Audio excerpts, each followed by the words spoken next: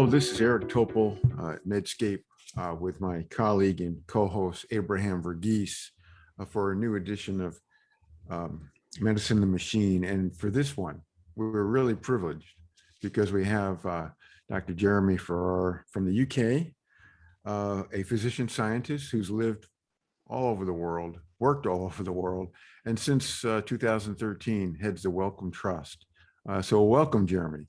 Yep, no, it's a great honor to join you. I've listened to previous podcasts, so great to join you both. Well, we have so much to talk about. Maybe I'll just get things rolling. The pandemic has been, I think, perhaps far worse and longer than many had envisioned when it got its legs in early 2020. Where do you think we're headed right now? Yeah, that's a really difficult. I was more certain of things in 2020 than I am in 2021, actually. I think we're at a really difficult junction. And in many ways, I think we have to change our mind shift of thinking about the end of the pandemic, because I think we're entering a new phase of endemicity with different impacts in different parts of the world, largely defined by inequitable access to the tools that we need, the interventions. But I think seeing the end of the pandemic is premature. I think we need a different mindset, and that will come with a different way of thinking, and I would hope a different way of investing in what the critical interventions that we need. Right, and you have just published a new book, Spike, the Virus versus the People, with which Abraham has had the chance to get through in preparation for our discussion. So I'm turning it over to Abraham. Thank you, Jeremy. What a pleasure to have you here.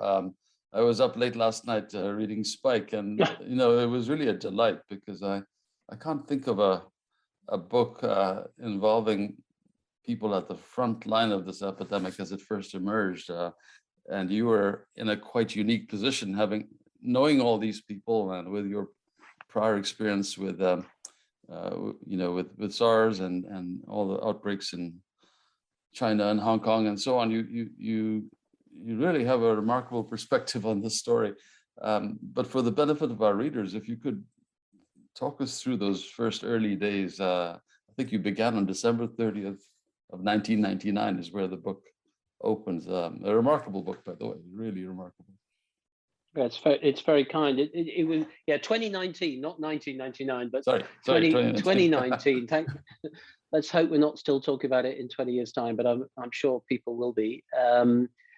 It's incredible 18 months that you both on this call and others, we've long been predicting a pandemic with all of the features we have in the 21st century of the world, but none of us could have predicted the scale of the disruption that's happened, and those early days were very frightening. I sort of framed the pandemic in a series of different phases. There's critical element before the pandemic hit. The neglect of public health, the geopolitics of the time, and the lack of appreciation that the warning signals over the last 20 years, from Nipah to SARS-1 to bird flu to H1N1 to Zika to MERS to Ebola in a different context, these were all giving us warnings which frankly we didn't take heed of and we should have done. And then in the first months of 2020, the release of the information, I've no doubt there were some delays in China. It's controversial what those delays were caused by. I think it's more complicated to know the pandemic is starting than you might think it is. But nevertheless, there were some delays, and those were very important. But on the 24th of January, we knew that this was a novel human infection, respiratory spread with asymptomatic transmission, and it was a novel coronavirus to which we had no drugs, no diagnostic tests, no vaccines, and questionable immunity. And from that moment onwards, I think the path of the next 18 months was set in many, many ways.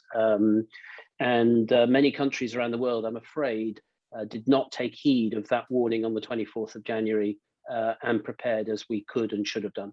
I was really struck by your listing of the dramatis personae at the end of the book, and the fact that most of those folks are people that you know well, and you can pull up on your phone and text, and so that's what makes it such a compelling read. I was also struck by the ethical dilemmas of many of you being aware that this information needed to be released and couldn't be embargoed by a journal, or shouldn't be. And that made for such compelling reading. I was also fascinated by the fact that you felt you needed to get a burner phone because, it was such a sense of crisis and threat. Talk a bit about that, if you would. Yeah, I didn't even know what a burner phone meant actually in January 2020. It's something I came to subsequently learn. And I've never really in my own mind been able to articulate what I was frightened of, except that I did find it very frightening. As Eric said, I'm a doctor, I'm a scientist, I'm not a spy, I'm not somebody that has worked in high level politics or worked for, the secret services or anything. And yet here you were. And we've got to remember, this was at a time of, within the previous administration in the US, President Trump, and the tensions with China, and not just America, but other parts of the world as well. And you felt in the middle of that crisis. And then, of course, there were accusations and blame of who knew what when and where did the virus come from, controversies that continue to haunt us today in many, many ways. And it was a scary time and a time of chaos. You've been through the pandemic. I've been through previous epidemics. It's always a very frightening time, frightening for your own security, frightening for your own health, your family's health, and you're not in control of events often. Well, if we could just get into this topic you've already touched on, but I think it's really becoming a bigger issue almost every day now. The global vaccine equity goal, which is so vital, and you've been a leader taking charge of how important that is, and so well. And now the booster story. Now the UK today is going forward with all over age 50. And as you know, there's an article in the Lancet this week about from the FDA scientists and others saying there's no good data yet for boosters. And then there are data actually coming out this week from Israel, without question, about age over 60, over 1 million people age 60 who got a third shot and had restoration of their effectiveness against hospitalization, severe illness. So we have this dilemma here of turning inward in countries that can do it versus turning outward and helping get the planet in order. What are we going to do, Jeremy?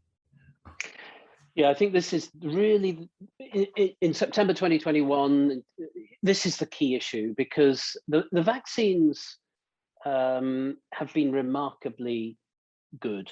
A year ago, we could not really honestly have dreamed of having a portfolio of vaccines from many different manufacturers, which were so effective and frankly, so safe, developed so quickly. We're in a remarkably strong position, and the vaccines have been very, very good, particularly about preventing illness, hospitalization, and deaths. But I don't believe they give herd immunity, population immunity, in the same way we think of measles. They give an enormous benefit to those vaccinated, but if you're not vaccinated, you're getting less benefit from the population around you that is vaccinated than would be true of measles. And I think we're now in a world essentially defined by access to the vaccines in North America, in the United States, in Europe, where vaccine uptake is high. It's not as high as it could be already. But in the UK, for instance, getting on for 90% of adults now have had 2 doses. And that has kept a lid on hospitalizations and deaths. But there seems to be waning. The length of time the vaccines are protecting people is not years, and we run the risk now of having to vaccinate on a very regular basis, and yet not having the manufacturing capacity globally and distributed globally in order to provide these essential interventions for the rest of the world on a regular basis, let alone the health systems that can deliver them. I think this is a defining moment of the 21st century. How can we bridge this domestic pressure of governments to supply their own citizens, which is understandable, whilst also the moral, ethical, and indeed public health and scientific imperative of providing these vaccines globally in order to prevent deaths globally, but also to prevent variants developing in the future? I think we're maybe, if I'm being optimistic, I think we're maybe in the worst possible moment now where supply is far below what demand is. I would hope that towards the end of the year and into next year, that the supply will increase and we will be able to provide for those doses globally. But then we must provide those, and we must do so as quickly as possible. And how do you reconcile the WHO calling for a moratorium when countries like the UK, the US, and others are going to go ahead and use the boosters against the will of WHO? Yeah, I think this is realpolitik. If you are a elected or unelected leader of a country or politician, your prime responsibility obviously is to your citizens. We all understand that. And there's a trade-off here between providing for your own citizens versus your own moral and ethical push to provide these vaccines to life-saving around the world for citizens in other countries. At the moment, I don't believe any country is dealing with this well. Personally, I would rather we were making the vaccines available globally than offering booster doses in countries that have already reached 90% of vaccine coverage in their adult populations. I err towards the arguments from the Lancet paper published this week from the WHO of calling for vaccine greater distribution globally before we offer boosting doses to our own citizens, with some caveats.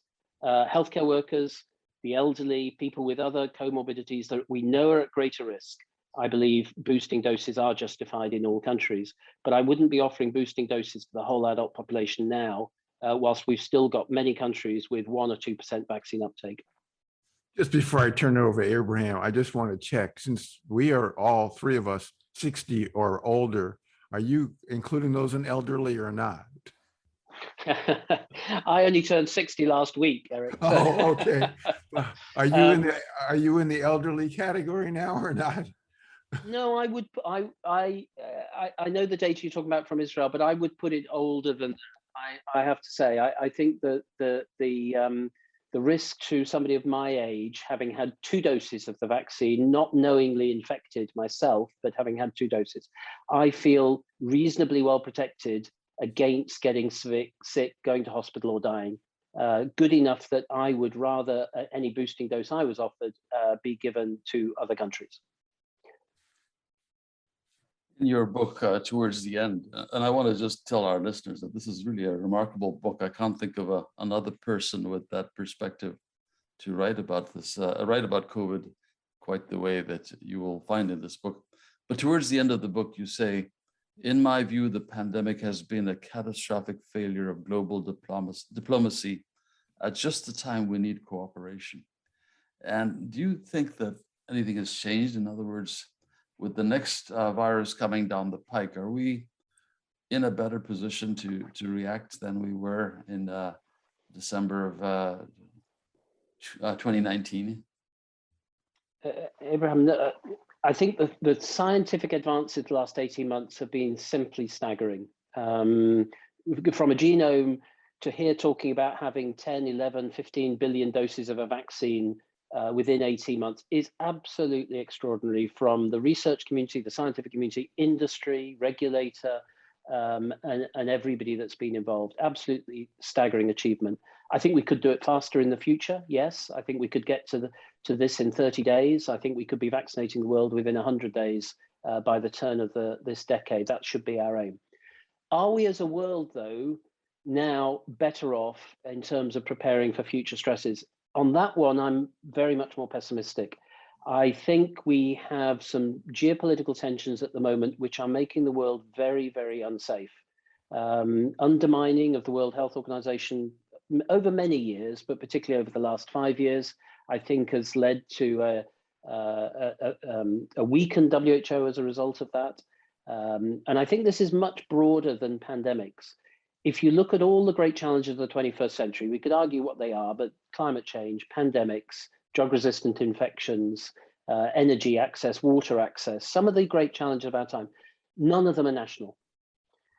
In reality, they are all transnational. They all have science somewhere at the heart of them, trying to make a difference and make an impact. They all have the critical need for societies and communities to be engaged with that science and understand that science. And they require geopolitical cooperation and collaboration at a time when we are very polarized. We're polarized politically in the United States, we're polarized politically in the UK, we're polarized politically in Europe, and we're polarized between East, West, North, South. And I don't think that behoves well for dealing with these great challenges we face in the 21st century. There's a lot of talk in today's paper about the UK thinking about and planning for the upcoming winter and what they might do about avoiding a lockdown. What do you think is going to happen this winter, and how do you think the government will react if there is another sort of surge? It seems like there is no appetite for a lockdown, and yet nothing less might be effective in preventing a spread. Yeah, good. I mean, I think the seasonality of this infection has perhaps been overstated. I mean, but nevertheless, going into the fall and the winter, when people will be congregating more inside in worse ventilated environments, schools going back, colleges going back, workplaces going back, this is going to put a pressure on every area, and particularly, of course, on those people not vaccinated or in whom the vaccine immunity is waning. So I think we will see an increase in transmission in North America and Europe over the coming weeks and months. I would like to think that we would take some earlier measures earlier on to prevent the need for lockdowns. But we shouldn't underestimate the impact the vaccines are having. September 2021 is a totally different environment to September 2020. If you're in a country, a region, a state, or a city that's had a good vaccine uptake. If you're not, if you're in a country with no access to the vaccine, if you're in a state of the United States where vaccine uptake remains very low, or a city in the UK where it remains very low, the health system and you as an individual are very vulnerable, I'm afraid, going into this winter. So the answer to that, I think, is to take the vaccines if you possibly can. And I think to take some public health measures earlier rather than later, wearing of masks, hand washing, avoiding crowded indoor spaces, in order that we can keep as much of society open as we can through the winter of 2021-22. Medicine and the Machine will be right back. Welcome to Medscape's latest podcast series, Medicine and the Machine, featuring Medscape's editor-in-chief, Dr. Eric Topol, and master storyteller and clinician, Dr. Abraham Verghese. Remember, you can find the latest in medical news, expert perspectives, clinical tools, continuing medical education, and more at medscape.com. I'd like to get your views about beyond the Delta strain. As you well know, Jeremy, this version of the virus took a detour of antigenic drift from alpha, beta, gamma, and has become obviously not just a problem for transmissibility, but also it seems part of the story is some immune evasiveness property. The question here, though, is will we see a strain worse than Delta? And also, why aren't we gearing up much more for a universal pan-coronavirus, that is at least a subfamily that would take on all variants of SARS-CoV-2? So could you address what are your expectations about further evolution of the virus and why we aren't anticipating that with better vaccines, I should say? So I think science and the scientific community has got to work on the basis there will be further variants. It has to take that assumption. And that's why also I think we need to get away from this idea that we're close to the end of the pandemic, because once you get to that mindset, you're close to the end of the pandemic. I think you stop thinking, you stop planning for the future, you stop investing in the critical infrastructure that's needed. And I think we need to see this as the marathon it is, and that we're not going to come out of this pandemic in the sense that suddenly we're not going to be dealing with, I think we're now dealing with an endemic human infection that will be with us for forever, or certainly for many, many years.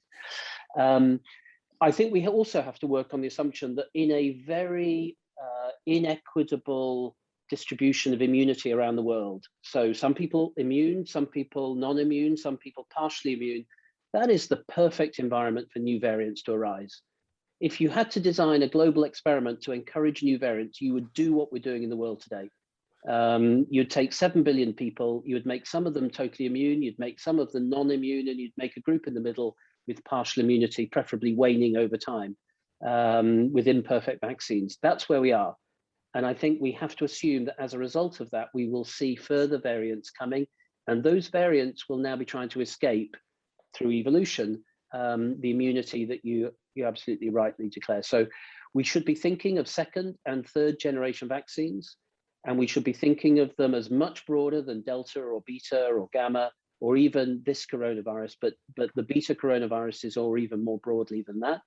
And we should be thinking about how we can create transmission blocking vaccines, not just vaccines that prevent illness, hospitalizations, and deaths, because ultimately what we need is a long-acting vaccine we can give to everybody, which will give them protection against the Beta coronavirus families, both in terms of blocking transmission as well as blocking illness. And I think the more we need to invest in that today, yesterday, and tomorrow to get to that state as soon as we can. You're bringing up such a critical point about the lack of it being a priority, the lack of going after nasal and oral vaccines to deal with mucosal immunity that would complement the shots. And we have this narrow vision about the shots, and there's other things that we could press on, no less, of course, drugs that could be used preventatively beyond just monoclonal antibodies. Why do we have such a vaccine-centric strategy? I mean, it seems as though there's enough resources in countries like the UK, US, and others that we could be more broad in our planning at this point. We have to be, and I think the more we can make this point, the more important it is that there is no single magic bullet to working our way through COVID. Vaccines are clearly critically important, but so is diagnostic testing, so is sequencing for variants, so is oxygen, personal protective equipment, behavioral change, social sciences, and critically treatments, as you rightly say. I think on the vaccines, the broad transmission blocking vaccines, second generation, are critical. On the treatments, as you know very well, Eric, our development of drugs for acute viral infections has not been good. Mm-hmm. This is an opportunity to change that. Just as we've changed through the RNAs and the monoclonal antibodies, we can use this as a catalyst that will produce new treatments for COVID, but will also, through the advance of science, I would hope, produce new treatments for influenza and other acute viral infections that are going to be so important in the 21st century. So there's an opportunity to grasp here to really transform the way science looks at this. But I think the mindset we need to get into that is to stop thinking the pandemic is coming to an end, that we've dealt with it, we're through the worst. I think that is the mindset we need to counter, and think a longer term of how we're going to have to deal with this over the whole of this decade, if not more. You are in the unique position of leading the Wellcome Trust, the Wellcome Foundation, which has done so much for tropical disease all over the world. And what strategies what strategies is the foundation using now in terms of COVID? What are your efforts in that direction? Well, I'm pleased to say a lot of it aligns with what Eric was just asking about, and that is to perhaps step back a little bit and say massive, fantastic advances in the RNA vaccines, the adeno prime boost, and other technologies. But what do we now need to invest in discovery science, in basic science, in understanding virology, and understanding where treatments and new vaccines are going to come from, so that we are not going to just suddenly hit a brick wall in a year or two's time when we have new immunity and we need these new vaccines and new treatments. So investing in that longer term perspective where I think we're going to end up, which is we're going to need those new treatments, we're going to need these broader spectrum vaccines, and we're going to need transmission blocking vaccines, and to invest in that science today to make sure if we need them in a year, in 2 years, in 5 years, we've actually done the basic science that would allow us to get there. I think that's probably the biggest contribution we can make at the moment, as well as making the case for equitable access to the existing tools that we have. You know, it strikes me, Jeremy, that you've been preparing for this pandemic all your life, all your career, with your background, not unknowingly, of course, where you live, heading up the Oxford Research Center in Vietnam, and your work in virology, infectious disease, immunology. I mean, I don't know anyone that's got a better background to be a global leader in not just thinking but action in the pandemic. Have you reflected about that? That that this was going to happen, and you would be in a very important position to help advise the UK and people around the world? I think there's Eric, including yourself, there's a lot of people with similar sorts of backgrounds. In truth, got to remember, I originally trained as a neurologist. I had no interest in infectious diseases until the mid 1990s, when the idea of becoming a clinical neurologist perhaps was not quite as attractive as I thought it when I went into it. So it was and that says something very important, I think, for the way we have careers. That I am a great believer in people being able to swap careers and bring skills that they have from cardiology or from immunology or infectious diseases, in my case, neurology, into infectious diseases. I think there's great synergies at the interfaces. And one of my concerns for careers now is that we define young clinicians, young scientists very early. We want them to be very, very deep, and at a time when we actually need polymaths and breadth, and people that appreciate the interfaces and have the humility to appreciate that a neurologist and a cardiologist can work together, an immunologist and an endocrinologist can work together. And I think that is the future.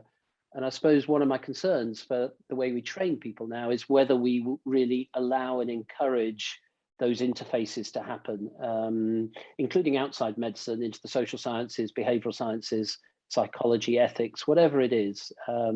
I worry that we're training people too narrow and too early, and not allowing those interfaces, which I think are the exciting areas of science, to develop. I think there's a lot of wisdom there. And I want to turn it back to Abraham, but before, I just have one question about tough love. So you advise the UK extensively, and I've been on at least on one call about the G7 with you. And also you wrote a book that really takes on the UK. Is that put you in a tough position at times where you're criticizing the leadership, but also advising it at the same time?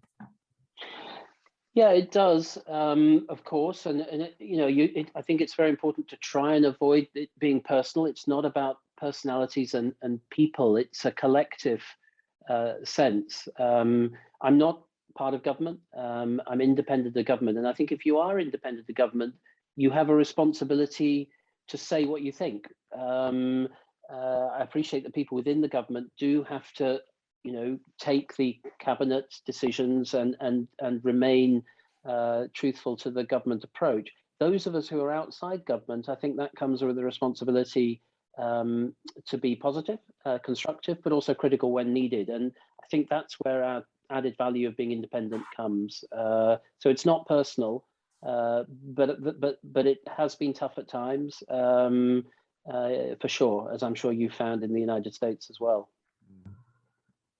As we wind down, I want to bring you back to a question I have about the book, and that is, were you keeping a diary? Because the opening pages of the book are really like a fast-paced thriller, and yet there are really great details in there. And I'd love to know the mechanics of how you reconstructed those really interesting first 6 weeks or so.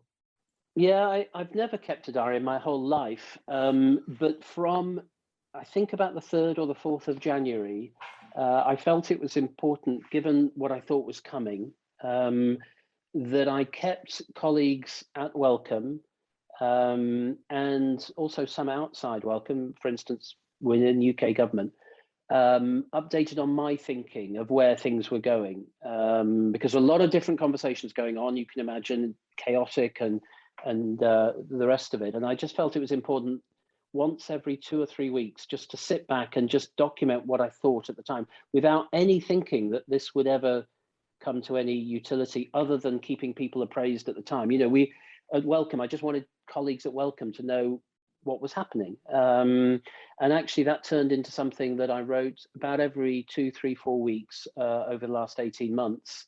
And I haven't gone back and changed any of it. And actually the original documents will be have been donated to the Wellcome Museum, so that if anybody in the future is interested in going back and reading them, that it's a contemporary record of at least one person's perspective, unadopted, unedited, bad grammar, bad English, and the rest of it. But it's there for anybody in the future, because I do believe historians, clinical scientists will still be thinking about this 100 years from now, as we thought about 1918 and learned lessons from St. Louis in the United States about what they did in 1918 and what they didn't do. I think we're living through a remarkable period in history. Indeed. I mean, we've already eclipsed, we're getting close to eclipsing the deaths from the 1918 pandemic. So this is an event that will never be forgotten. I think your book is a wonderful, you know, a wonderful record of that time, a very unique perspective. I'm thrilled that you joined us today, and great to join you. I mean, just what you just said, I think is so important to just stop and think about that. That I think in the United States, you will soon pass the number of deaths you had in 1918.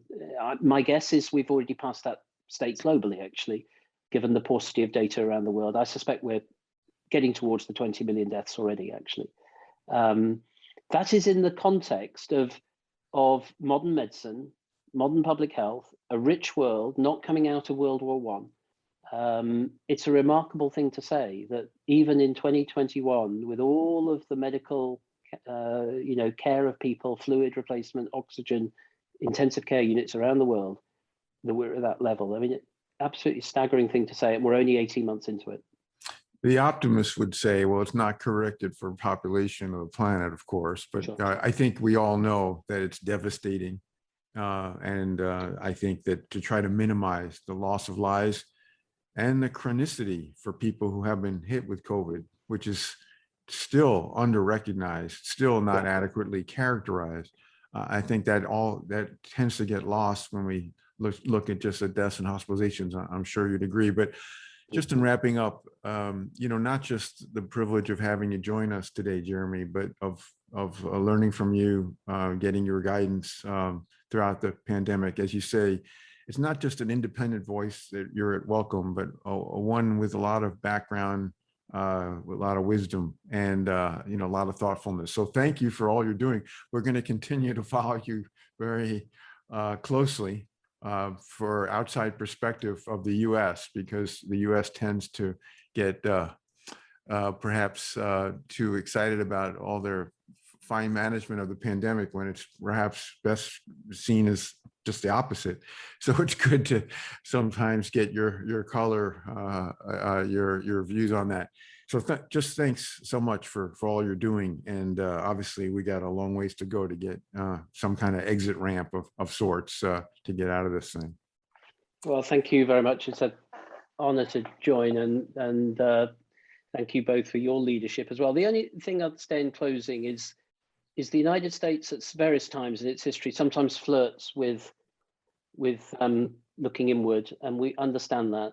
But the world is better with the United States leadership, and being part of the global community and its leadership in global health has been absolutely critical. So it's been a difficult few years, but we're very, very pleased you're back. Yeah, I hope so, and hope we stay with that. So thanks a lot, and I know you'll get a lot of interest from our Medscape audience, and also the model of physician scientists and how that physician scientists can impact things in the world. Something to take in for everyone listening. Thank you. Thank you very much.